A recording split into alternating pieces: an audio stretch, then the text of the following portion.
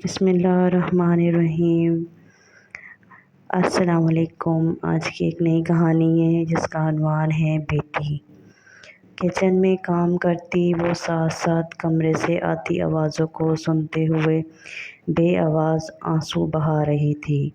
جہاں اس کے دونوں بھائی اور اماں اس کے متعلق ہی بات کر رہے تھے، آج پھر سارے کام کرنے کے باوجود بھی اماں نے اسے گالیوں سے نوازنے کے ساتھ ساتھ کھری کھری سنائی تھیں۔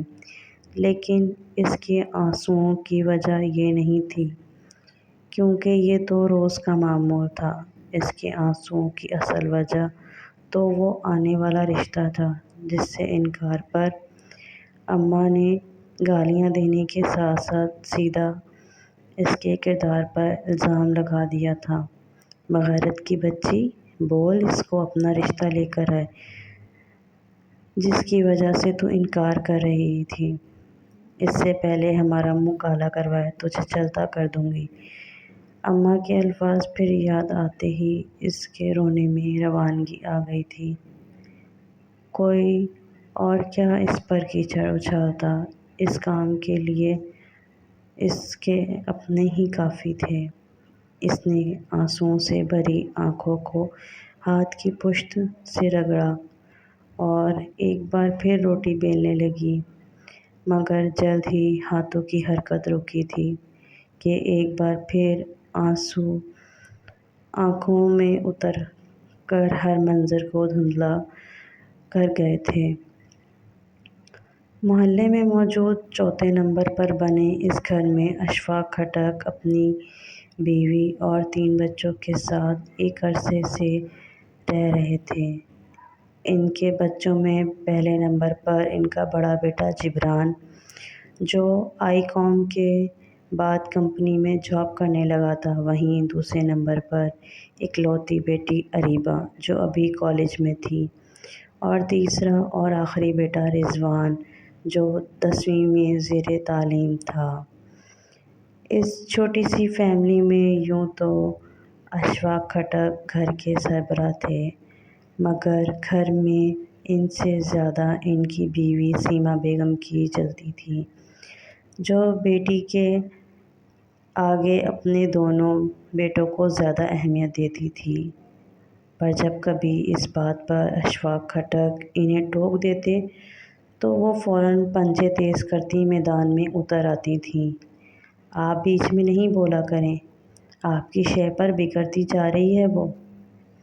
ان باتوں کا نتیجہ یہ نکلتا کہ اشفاق خٹک پھر سارے معاملے سے غیر جانبداری سے کام لیتے تھے، تو دوسری طرف وقت گزرنے کے ساتھ ساتھ اماں کی زبان سے ادا ہوتے الفاظ بیٹوں کے منہ میں بھی آنے لگے تھے، اور کبھی کبھی تو دونوں بھائی کسی نہ کسی بات پر اریبہ پر ہاتھ صاف کرنے سے بھی باز نہیں آتے تھے، جس پر وہ ماں سوائے آنسو بہانے کے اور کچھ نہ کر پاتی کہ یہاں سننے والا کوئی تھا ہی نہیں۔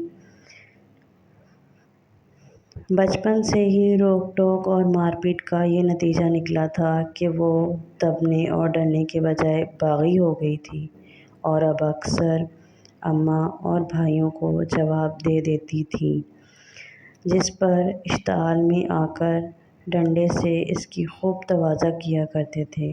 قصور شاید سیما بیگم کا بھی نہیں تھا کہ ان کی اماں نے بھی تو بیٹی کے آگے ہمیشہ بیٹوں کو اہمیت دی تھی۔ پھر پرانی سوچ رکھنے والے کیوں نہ بیٹا بیٹی میں فرق کرتیں۔ دفع ہو جا اس گھر سے، جان چھوڑ دے ہماری، شادی کر اور نکل جا۔ آج پھر کسی بات پر سیما بیگم کو غصہ آ گیا تھا، جس پر وہ پھر اسے طعنوں اور گالیوں سے نواز رہی تھیں۔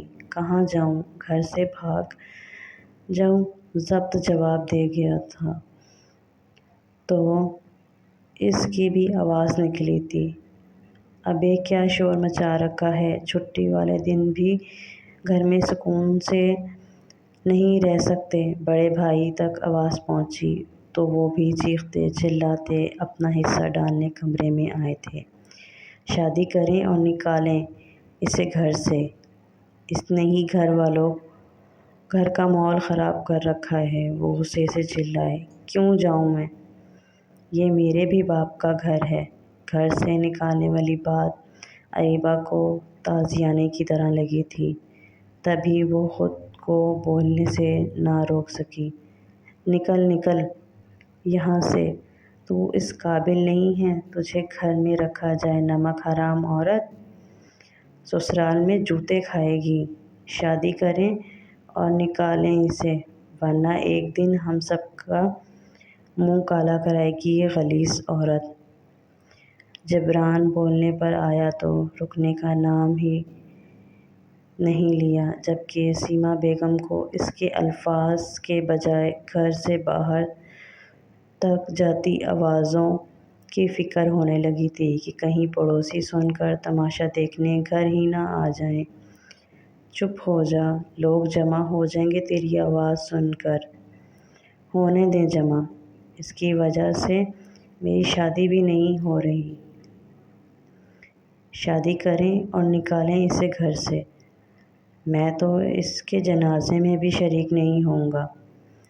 اریبہ ضبط سے سنتی بھائی کو دیکھ رہی تھی۔ یہ سب اس کے لیے روز کا معمول تھا، پر پھر بھی اسے رونا آ رہا تھا۔ اگر ان دونوں کی شادی میں تاخیر ہو رہی تھی تو یہ اس کا قصور نہ تھا۔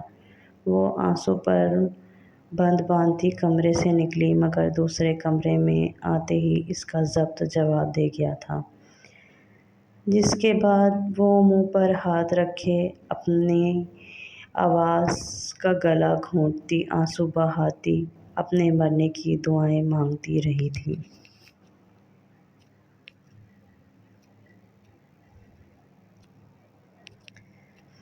اس کے مرنے کی دعائیں تو قبول نہیں ہوئی تھیں، مگر جلد ہی اس کا ایک اور رشتہ آ گیا تھا، جس پر ناپسندیدگی کے باوجود اس نے خاموشی اختیار کر لی تھی۔ بھائی تو پہلے ہی منگنی شدہ تھے، اس لیے ان دونوں کی شادی میں زیادہ وقت نہیں لگا تھا، اور وہ رخصت ہو کر اپنے سسرال آ گئی تھی۔ شادی کے شروع تو سب ٹھیک رہا تھا کہ سب نئی نویلی دلہن کے ناز اٹھا رہے تھے، پر نہ جانے کیوں اپنی ماضی کی زندگی کو دیکھتے ہوئے اس کے دل میں خوف سا بیٹھ گیا تھا، جو اسے چین ہی نہیں لینے دیتا تھا۔ وقت گزرنے لگا۔ جب اس کی شادی کو 1 سال سے تھوڑا اوپر کا وقت گزرا تو سسرال والوں کی طرف سے اولاد نہ ہونے کے طعنے ملنے لگے، جس کے بعد بات بات پر لڑائی جھگڑوں کا ایک نہ ختم ہونے والا سلسلہ شروع ہو گیا۔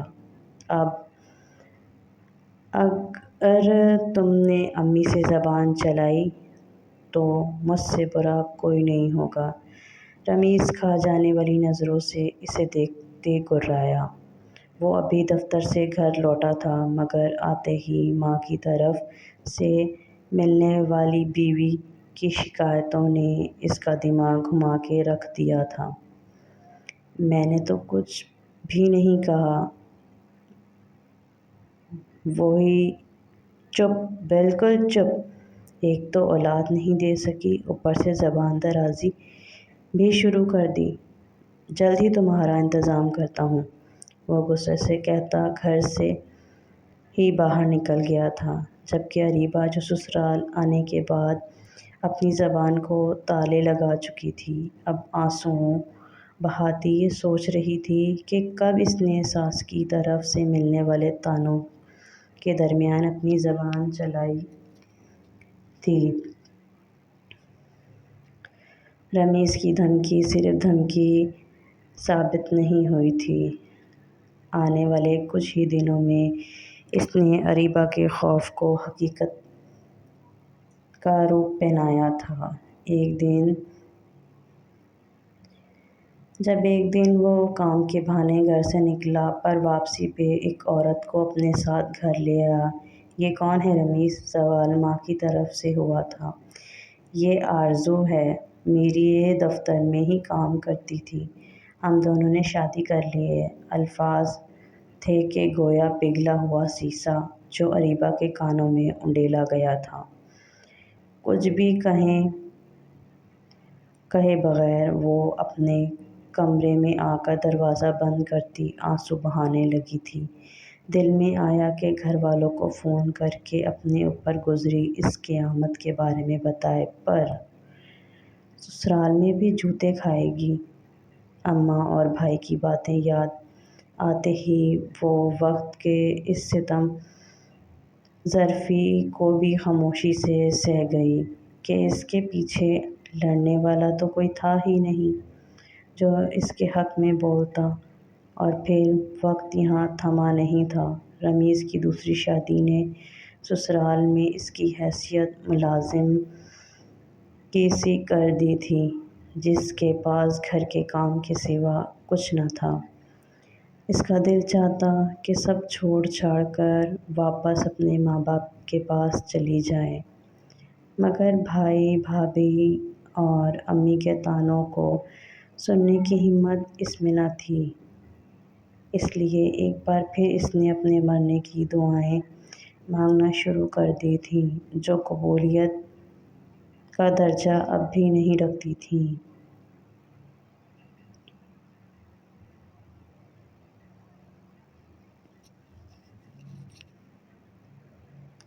میں کہہ رہی ہوں اسے طلاق دو، ورنہ میں گھر چھوڑ کر چلی جاؤں گی۔ آج صبح سے ہی آرزو وقفے وقفے سے لڑنے میں لگی ہوئی تھی۔ وجہ اس کا چڑچڑاپن تھا، جو امید سے ہونے کے باعث اس کی طبیعت میں شامل ہو گیا تھا۔ یوں تو وہ پہلے ہی اریبہ کو پسند نہیں کرتی تھی، مگر آج رمیز کو اس سے باتیں کرتے دیکھ کر اسے یہ منظر ایک آنکھ نہیں بھایا تھا، جس کی وجہ سے گھر میں ایک طوفان برپا ہوا تھا جو نہ جانے اپنے ساتھ کیا کچھ بہا کر لے جانے والا تھا۔ تمہاری طبیعت خراب ہو جائے گی، کمرے میں چلو، رمیز نے اسے ٹھنڈا کرنا چاہا۔ نہیں، آج یا تو یہ رہے گی یا میں۔ وہ بھی ضد پر اڑی تھی، جبکہ اریبہ آنکھوں میں خوف لیے ان دونوں کی طرف دیکھ رہی تھی۔ ساس سسر بھی بہو کی طبیعت کے باعث اسے نرمی سے سمجھا رہے تھے، مگر وہ تھی کہ کچھ سننا ہی نہیں چاہتی تھی۔ اس ہی لڑنے جھگڑنے اور سمجھانے میں جب سب کچھ برداشت سے باہر ہوا تو اریبہ نے وہ ستم بھی دیکھا تھا جس سے بچنے کے لیے وہ سب کچھ چپ چاپ برداشت کر رہی تھی۔ میں تمہیں طلاق دیتا ہوں، رمیز نے آخری بار کہا تھا۔ اپنی محبوب بیوی کی خاطر وہ اسے ہمیشہ کے لیے چھوڑ چکا تھا۔ اریبہ نے ہارے ہوئے جواری کی طرح ایک نظر سب پر ڈالی، پھر اپنے سن ہوتے دماغ اور بے دم ہوتے قدموں سے چلتی ہوئی کمرے میں چلی آئی تھی۔ اس گھر سے ہمیشہ کے لیے جانے کی خاطر اپنی الماری کھول کر ہاتھ اس نے بڑھایا تھا۔ نہ جانے اتنی ہمت کہاں سے آئی تھی کہ جو وہ پہلے نہیں کر پائی تھی۔ اب بنا سوچے سمجھے کر گزرنے کا ارادہ رکھتی تھی۔ اماں، کاش میں بیٹی نہ ہوتی تو آج زندگی اتنی مشکل نہ ہوتی۔ کہنے اور سننے میں تو بہت اچھا لگتا ہے کہ بیٹیوں کے دو گھر ہوتے ہیں، لیکن میں بتانا چاہوں گی کہ حقیقت میں بیٹی کا کوئی گھر نہیں ہوتا جہاں وہ اپنے قدم جما سکے۔ اس کی بند ہوتی آنکھوں میں شکوہ ابھرا تھا، جس کے ساتھ ہی اندھیرا چھا گیا تھا۔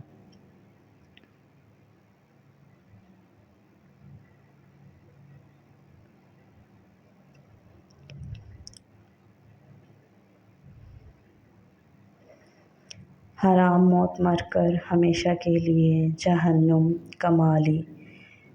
برداشت نام کی تو چیز ہی نہیں ہے آج کل کی لڑکیوں میں۔ ذرا ذرا سی بات پر خودکشی کرنے چل پڑتی ہیں۔ لوگ تو یہی کہیں گے نا، سسرال والوں نے مار دیا۔ آج اریبہ کو گزرے ہوئے سال ہوا تھا۔